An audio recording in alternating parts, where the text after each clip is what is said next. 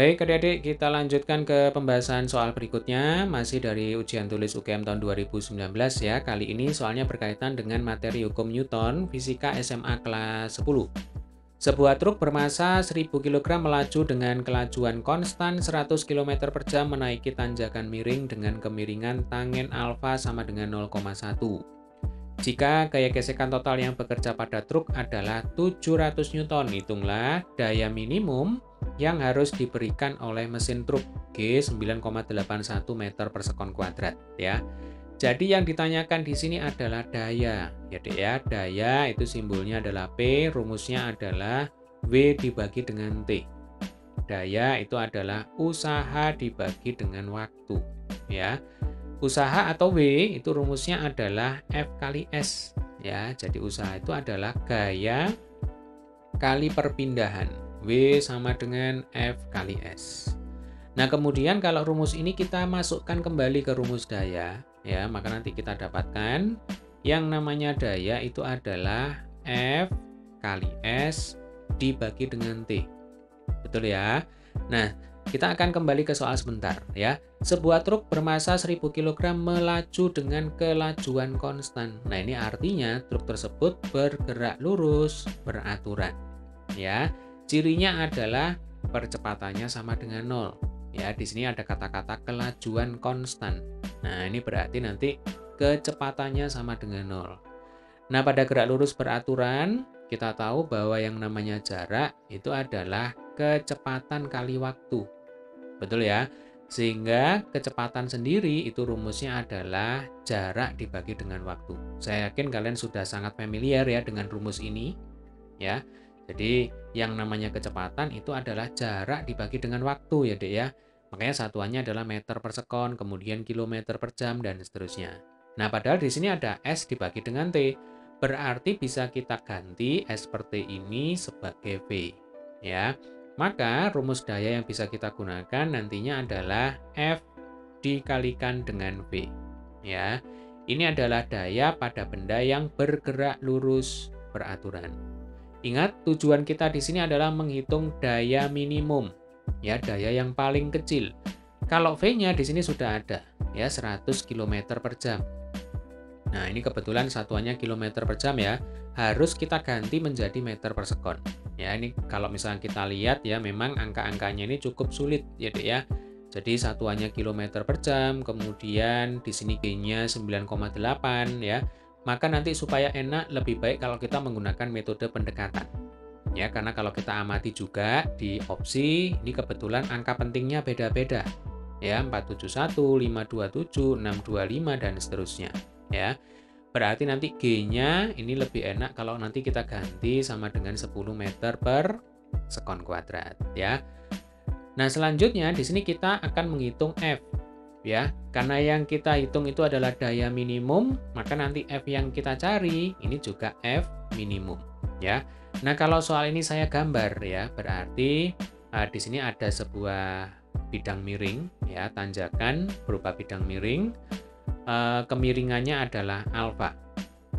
Lalu di sini ada truk ya bermasa M. Nah, kurang lebih semacam ini ya, Dek ya.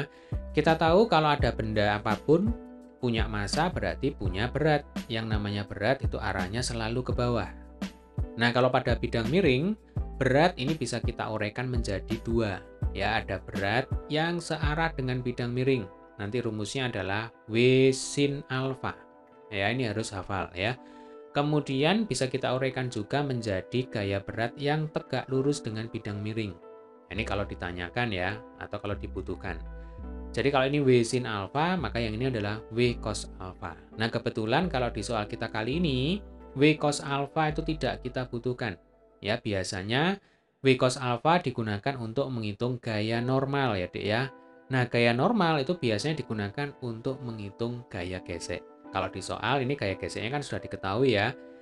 Nah, ini gaya gesekan total yang bekerja pada truk adalah 700 Newton.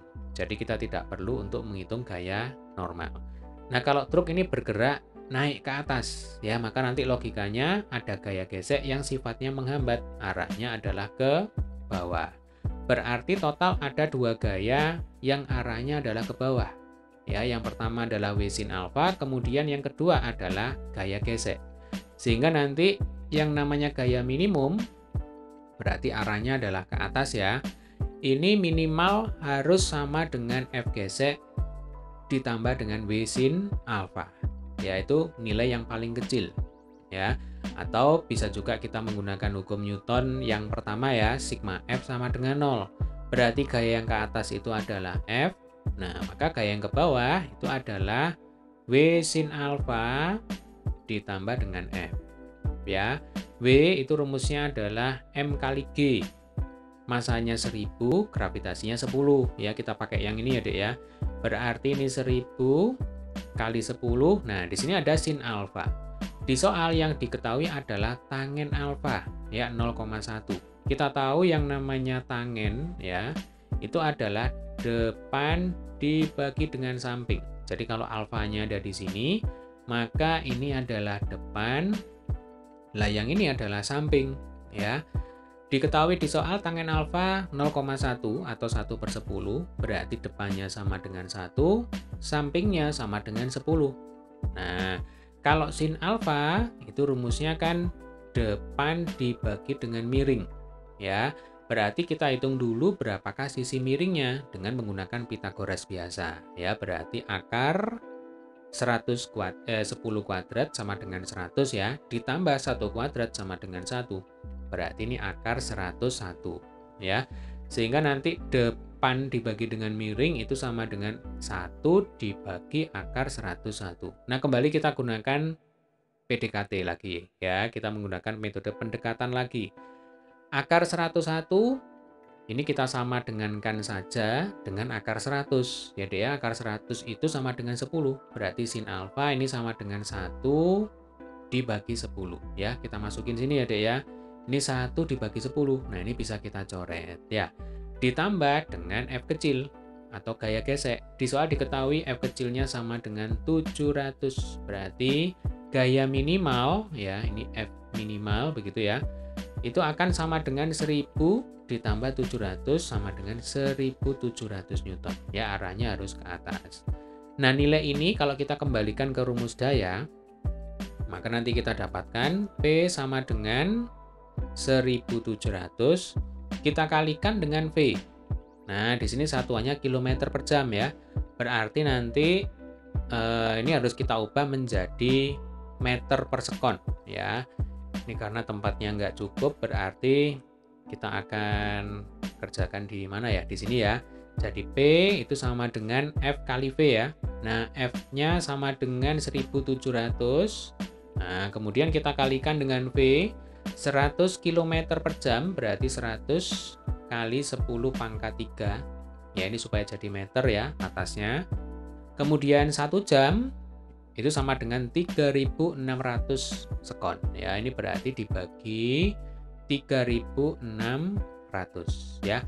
Kalau di sini nolnya saya coret ya, Dek ya. Ini sebenarnya tinggal matematikanya saja ya. Jadi nanti kita dapatkan 1700, 100-nya hilang, 02 di bawah hilang, berarti 1700 dibagi 36. Ini kalau kita hitung nanti sekitar 47 ya. Ini 47, sekian gitu ya. Kali 10 pangkat 3, satuannya ini adalah watt ya. Atau nanti kalau kita sesuaikan dengan opsi ya, ini adalah 47,1 kilowatt. 1 kilowatt itu kan sama dengan 10 pangkat 3 watt. Ya, berarti jawabannya adalah yang A. Ya, sekali lagi kalau angka nanti bisa diganti-ganti, yaitu fleksibel sesuai dengan apa yang diketahui di soal. Yang jelas kalian bisa memahami prosesnya dengan baik. Oke. Baik, demikian tadi adalah pembahasan soal kita kali ini berkaitan dengan materi hukum Newton ya, fisika SMA kelas 10. Bagi adik-adik yang belum subscribe channel ini, jangan lupa tekan tombol subscribe, kemudian klik like dan share di sosial media kalian ya. Bagi adik-adik yang sedang mempersiapkan ujian ya, selamat belajar. Semoga dengan menyaksikan video ini, belajarnya menjadi lebih mudah dan konsepnya bisa kalian kuasai dengan baik, sehingga nanti kalau ketemu soal yang lain, yang sejenis tapi bervariasi ya, biasanya kalau fisika itu, Nah, kalian bisa mengerjakan soal-soal tersebut dengan relatif lebih mudah. Oke ya, semoga sukses, tetap semangat.